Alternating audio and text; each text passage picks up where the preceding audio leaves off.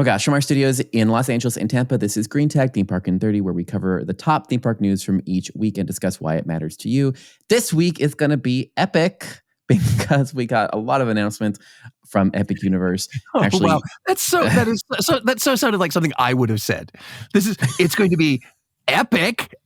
It's going to be epic. My cheesiness is wearing off on you, Philip. Okay. Oh, well, it is cause for a celebration because it is the most information we've received about Epic Universe officially, of course, because I think as all listeners, probably everybody listening to this podcast is probably working on it in some way. So, but here we can actually talk about it now. So thank goodness. Yeah, they're either working on it or have seen some form of drone footage of the construction. That's okay, but we're not going to get in trouble, so we're just going to.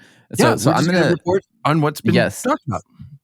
I'm going to release some details here in the show notes. I'll link to 2 great articles from Attractions Magazine that really dive really intensely into a lot of the concept art and link it back to previous stories. But I'm going to kind of do a summary here of what we learned this week, and you all can read more if you like. So on Tuesday, Universal Orlando revealed more details about Epic Universe, set to open in late 2025. I put the late 2025 in there. It said 2025. I added the late. Celestial Park is the first area guests will see upon arriving at Epic Universe, and it serves as the gateway to the other areas, which include the Wizarding World of Harry Potter, Ministry of Magic, Super Nintendo World, How to Train Your Dragon, and Dark Universe. Dun, dun, From dun. the main entrance, I know, that's my favorite part. From the main entrance, guests will step through a structure called the Emerald Gate. From there, they'll encounter the Chronos device, a storytelling conduit that connects the realms of the Epic Universe together. In our story, Chronos is this giant machine used to harness the energy of the universe that powers all of Celestial Park, allowing us to open the portals to the other worlds. So to recap, you show up, Emerald Gate, walk through the Emerald Gate, you're in the celestial area, and that has there's like arches, right, that separate, that kind of are portals into the worlds that we talked about that have the IP. So the main entryway there is a original IP, and that's the thing we learned most about. So they did give us teasers for each of the IP related gates. I'll read the teasers here, and then we'll talk about what's going to be in the first area. So yeah, I think the most important thing to recognize is we now know it's a hub and spoke park. So I was thinking in the most basic of terms, it's a hub and spoke park. It was funny because everyone's using all this terminology, gateways and universes and portals, and I'm like, it kind of seems like we've seen this before. Yes, it's a hub and spoke park. We've called it that for years. And even it's down an epic hub and spoke park. There's no question about that. It's very large. It's a very large hub and spoke park. Yeah. Well, and again, it's if you think about it, having the original IP as the entrance or the hub experience is not unlike Islands of Adventure. It's the same idea. You come into a fictional land that they've created that somehow ties all the other experiences together loosely. It sounds like this does it actually better than IOA does, but I actually think it's very clever that they've chosen to create a central space that doesn't rely upon outside IP, so that they can expand, they can change, they can tweak without undermining the core brand of the park. So does this, okay, I can't, reading through all this, I'm like, it's just like Disneyland. Like, I'm sorry. It's just really, even down to the whole, like, there's gateways into the blah, blah, and adventure awaits you. And I'm like, all right, come on. Like, well, the whole IP, the central thing. I mean, I guess to your point, it's a new IP. Like, this isn't like, like Main Street USA. And it's really Disney heavy. So it's not like you're walking into a, like a Universal statue where they are like, well, you're not walking into a castle. I mean, the thing about Disney though is even the castles are outside IPs or independent IPs. They're not park IPs. They're, it's Cinderella's castle or it's Snow White's castle or it's, actually Snow White didn't have a castle, but you know what I mean. But I think, yes, but again, it's the design of the park. It's a hub and spoke. Disneyland and Magic Kingdom at Walt Disney World Resorts here in Florida are both hub and spoke parks. There's and that's nothing that is only Disney. There are, even zoos that are hub and spoke in design. Yeah. I like it. I like it because it gives you sort of a palate cleanser between worlds. And it gives you the opportunity to come into a central location and have all of the product sort of displayed before you go through the portals or the entries or whatever. I don't know. I think it's a neat design. Is it? I don't see that it is a riff on a Disney park. Personally, that's the way the Magic Kingdom parks. It's basically just standard, is what you're saying. Yeah. I think it was a standard. I think it was a standard before Disney even did it. But it has become very much an interesting way. There's really only two ways that theme parks seem to be built. It's either hub and spoke or giant circle. Yeah. Unless it's Busch Gardens Tampa, which is a giant queue. I was like, we're looking at you, Busch Gardens Tampa, with your little tail out there. I usually call it a rabbit, but So essentially hub and spoke. Okay, so let's talk about the lands that are the spokes. So there's 4 of them that were announced. Of course, I mentioned them already, but How to Train Your Dragon, Isle of Berk. And what's interesting, I thought about this too, what's interesting is how much of people are freaking out about this concept artwork, which is really funny because, side note here, I did a little video on the announcement, and I gave the announcement, I put the artwork up and whatnot. And I guess I thought it was fine, but the theme park fans are like, there are whole documentaries already about just analyzing every pixel in the concept artwork, which I just think, to me, I'm like, yes, it's gonna not be there when I'm like, it's gonna change. Like that's the thing about the concept art. It never works out that way. So I don't know. I just think it's funny that I was like, oh, this is enough, and then I was like, oh, apparently it's not enough. Apparently, I really underreported this whole thing. So but here we are. What is the fan people? What are they upset about? Is it that they're not upset? It's just there's a lot of it's just way more. I mean, the article that we'll link to in the show notes is a whole article about the details that are like you zoom in way in and look at the little details. And there are cute things in there, that you look at. Each gateway is different, and each gateway is like, it looks like a gateway is like a science, kind of like a sciencey gateway. It looks like a portal, right? But the portals are all manifested in different ways. There's different inscriptions on the top of them. They have little like not like towers, but little like antenna type things that stick on them, and they're all different for each one, right? And then it's, you can see it in the Star Racers. You can see that it's has Easter eggs to Back to the Future and all these things, but it's, so there's a lot. I mean, there's a lot in there that I just completely miss. So I guess I just am terrible at this job. Well, no. It's that if you are truly a theme parkaholic, this is what you do. This is what gets you. We used to have these discussions when we were designing, and we still have these discussions when we're designing things.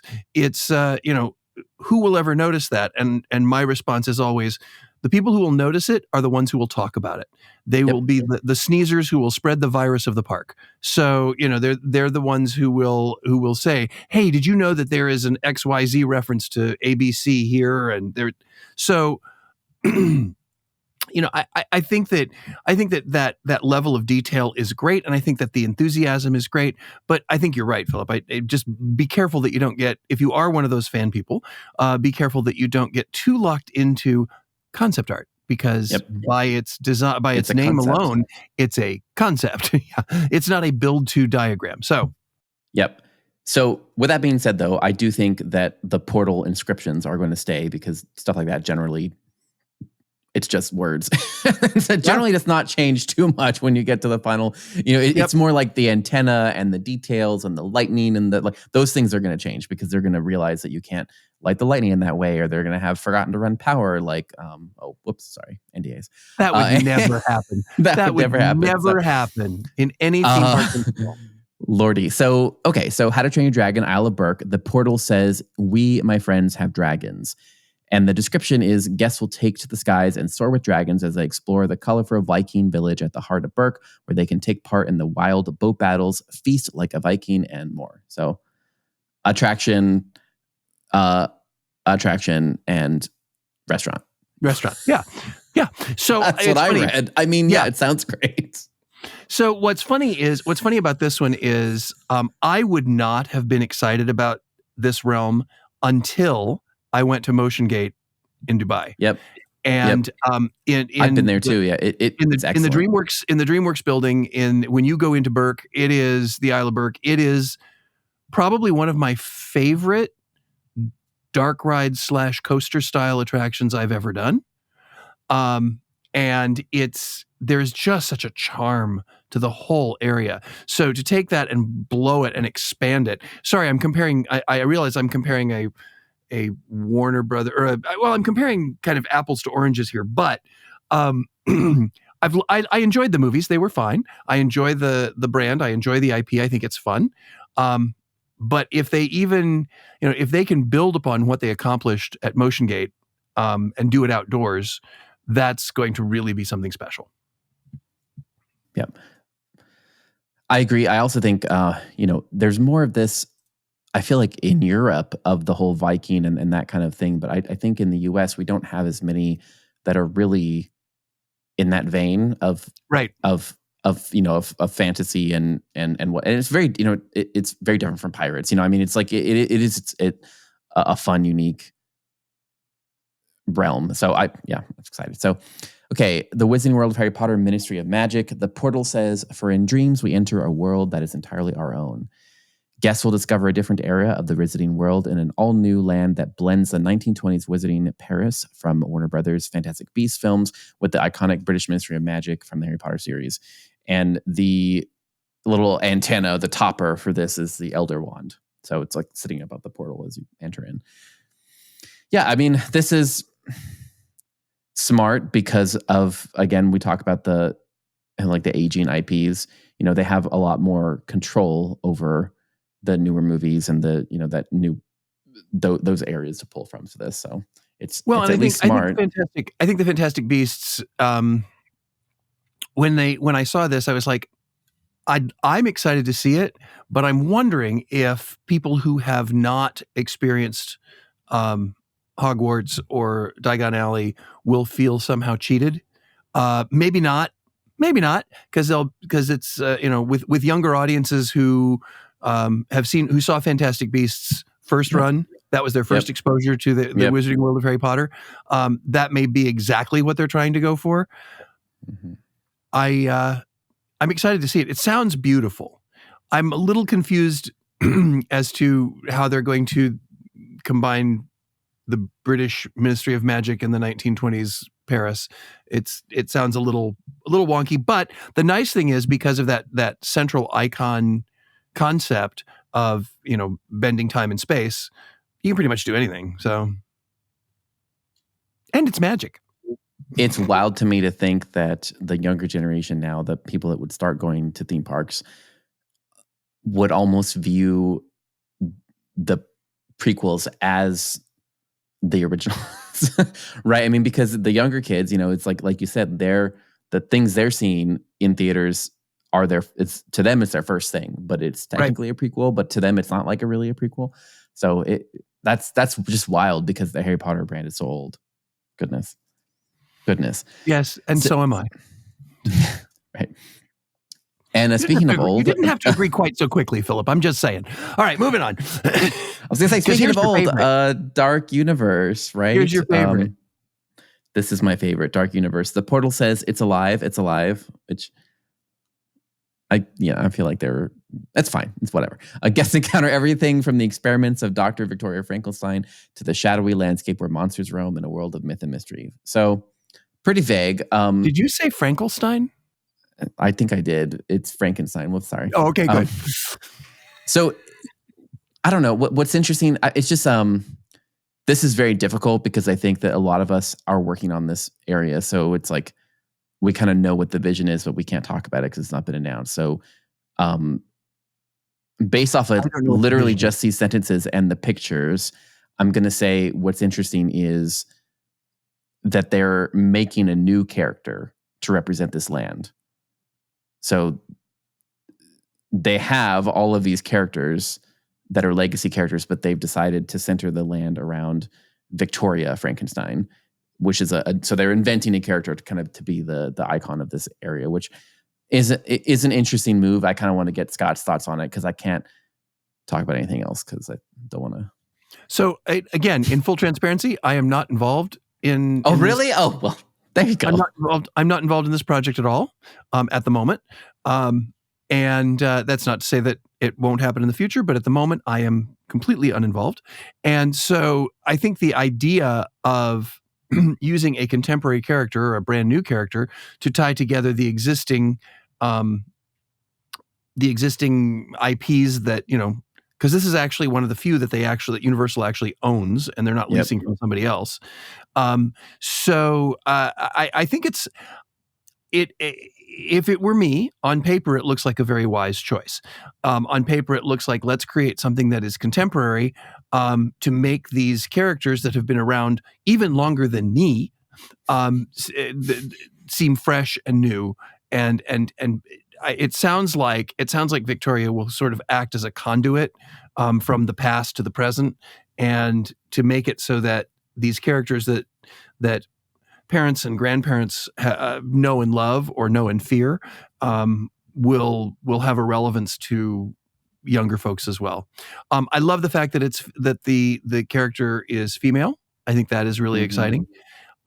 Because again, so many of the old monster films and so many of the old monster brands are so male centric that to bring a female character in, I think, is great.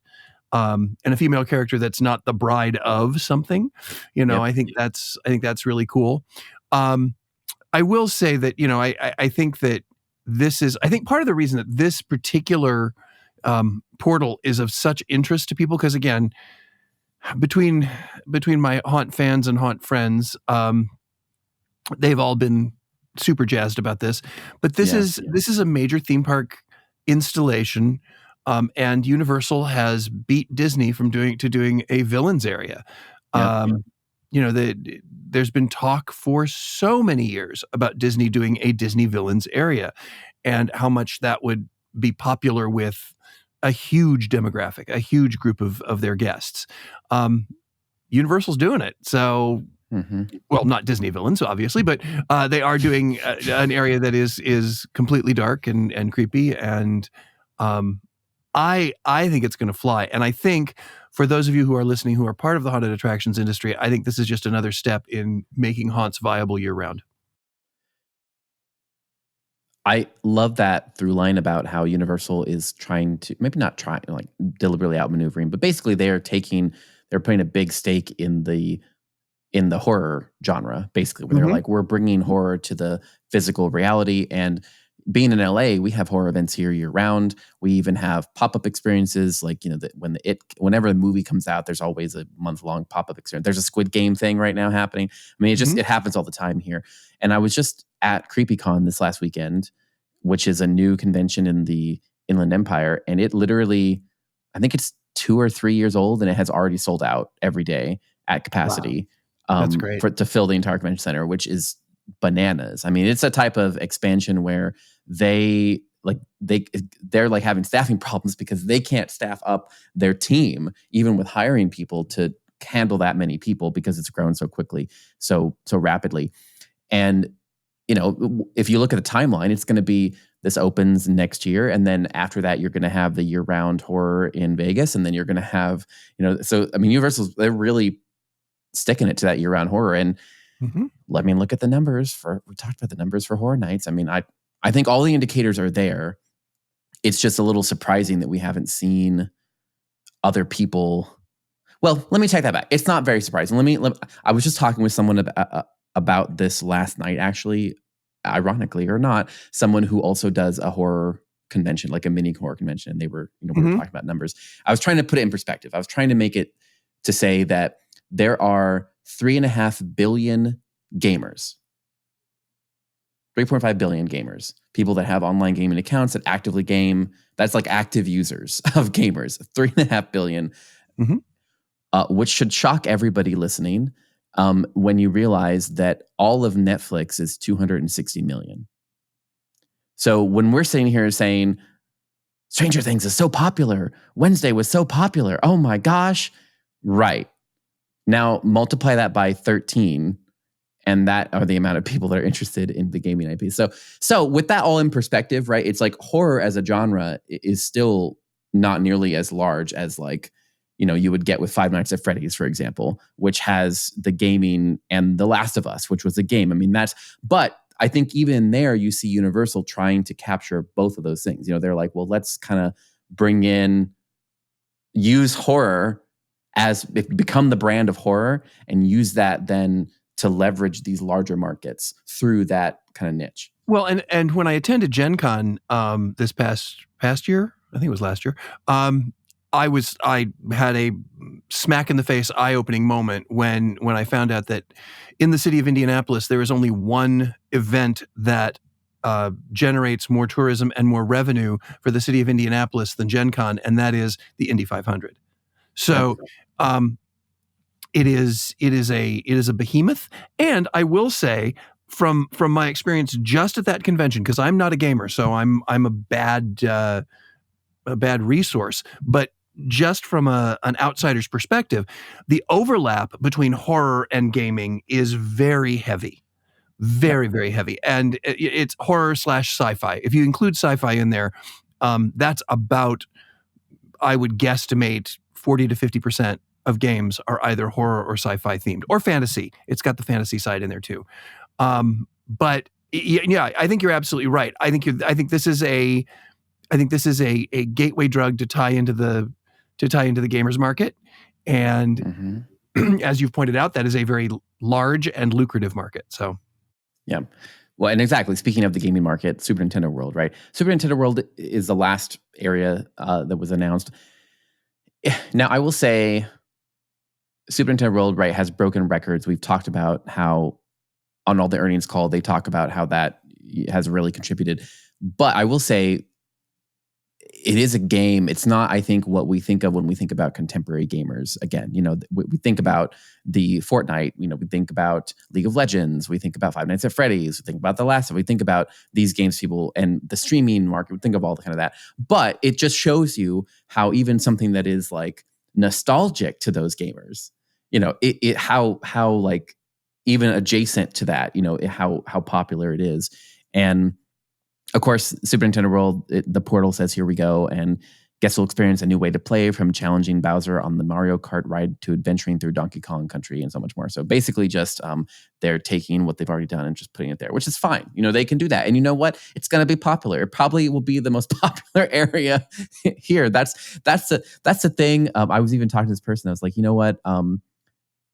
When even the Five Nights at Freddy's movie, which people said review-wise was not great. I mean, like, it wasn't a fantastic movie, right? Like, no reviewer said it was the be-all and end-all, right? Right. I mean, look at Oppenheimer by comparison. But you know who made more money? Five Nights at Freddy's. You know who is now the top grossing film in all of Blumhouse's collection? Yeah. I mean, it just like kind of like doesn't matter. It's just tapping into that passion where there's just so many people that relate to it. And I think it's because so many, when we talk about gaming, I refer to it as D&D on steroids. But when we talk about gaming and role playing, these aren't people that play games. These are people who live in these worlds, and they suspend their disbelief long enough to live in these worlds. So anything that ties to them, anything that references these worlds that they have chosen to live in, it's sort of like D&D on steroids. It's the Ren Fair kids gone wild. On a massive global scale. It's when you convince yourself. It's like when you were a little kid and you were playing whatever fantasy world you were creating as a child. You lived in that world, and the outside world kind of went away. So anything that ties back to that world and reinforces the fact that it is quote unquote real is going to be super popular and super powerful.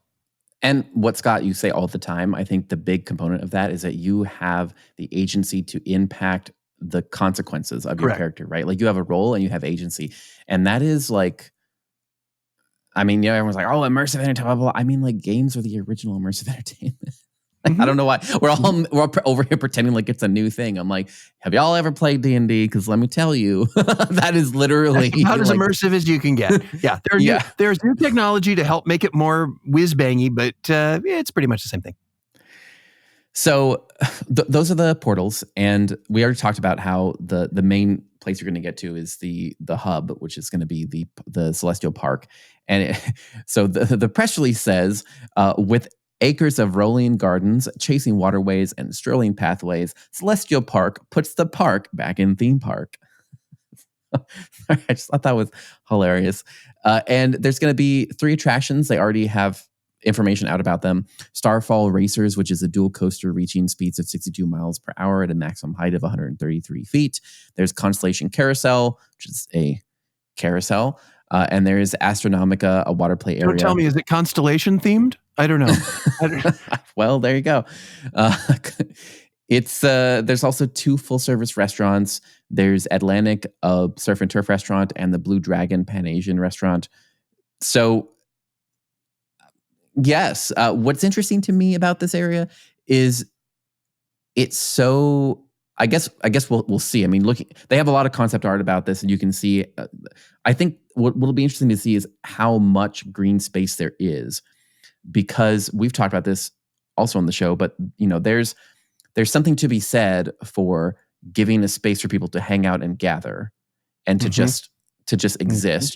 And I think we've talked about also the concept of theme parks and malls, becoming more of the public spaces, because we are losing our public spaces. And even though they're behind walled gardens in a sense, it's still a thing like that.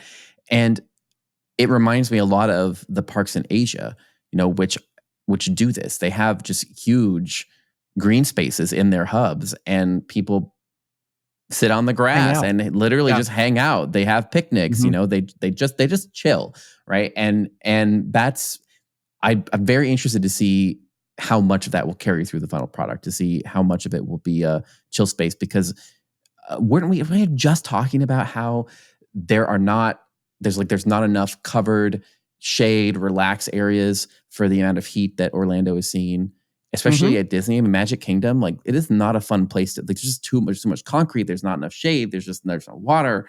I mean, and this literally almost seems like the opposite. Waterfalls and pathways and trees and And I'm like, okay. Well, and we got off on the hub and spoke thing, but this is significantly more of a robust hub than any of the Disney parks. I mean, it's more than just a castle and a place to shoot fireworks from. Shots fired. Well, no, I mean, it is, and I think it's a natural progression. That's not meant to be controversial. Let's not make anything controversial that's not. I'm just stating this is, if there's a coaster, because you're like fireworks, and I'm like, shots fired. Oh, yeah. I'm for the next show. I'm just gonna have myself video mapped, and I'll just stand here. And anyway, I don't know. But no, you're right. I think it's creating a place that I think it will make it easier for guests to spend a full day. Yeah. Because part of the challenge, at least in Magic Kingdom at Disney at Orlando, is because it is difficult to spend the entire day outside in the heat.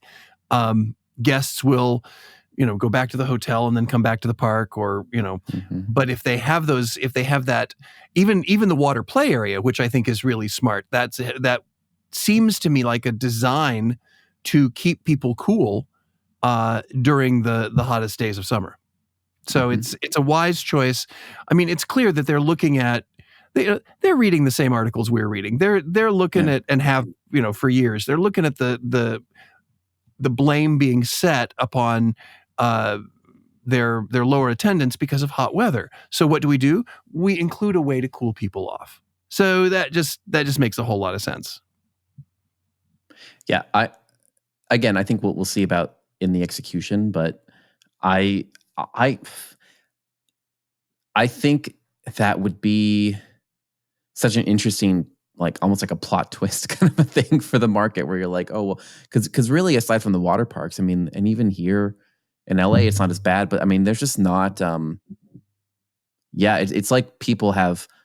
It's so weird to me because this is a thing. It's a very popular thing outside of this country. But I guess in this country, we're like, no, you must be shopping constantly or standing in line. You can't possibly pay to go into a theme park and just relax. That's ridiculous. Yeah. And yet we see it, as you say, we've seen it pretty much all over the world. And, maybe that's part of the inspiration for this design as a whole. So anyway, I'm excited to see it. I will be honest. You talk about, yes, it all comes down to how they actually execute. But my experience has been, as a consumer, that execution for Universal has never been a challenge. What has become a challenge for Universal is maintenance. And Disney's kind of the opposite. So that's an excellent point. Yeah. So we'll see. That the last thing I was going to say is that actually really encapsulates what I was thinking this whole time, where I was thinking this coming from Universal just really speaks to how much the landscape has changed over even like the past 5 years, 10 years. I mean, the theming, the story, I mean, how much they're talking about the story and the theming and the integration and the the details, all that kind of stuff. That didn't used to be the case. I mean, it just didn't used to be, where you would, I think it's just a continuum they continue to build upon. Because they did this. So looking at just the Florida parks, the Universal Studios it's where the movies come to life, or where the movies live, or ride the movies, or whatever their tagline was at the time. Then when they went to Islands of Adventure, they created that entrance portal, and they created this whole. And this is just the next step. This is the next step. Yep. Speaking of next steps, it's time for us to take our next step because we're out of time already. So this has already been an epic show, talking about where are we stepping to? Epic things. And people have to go on with their day. So anyway, thank you so very much for listening. If you think there is anybody out there in the industry who would enjoy our prattle and our rambling back and forth, please encourage them to join the listenership of Green Tag Theme Park in 30. On behalf of Philip Hernandez with Gantom Lighting and the Haunted Attraction Network, and myself, Scott Swenson with Scott Swenson Creative Development, this has been Green Tag Theme Park in 30, and we will see you again next week.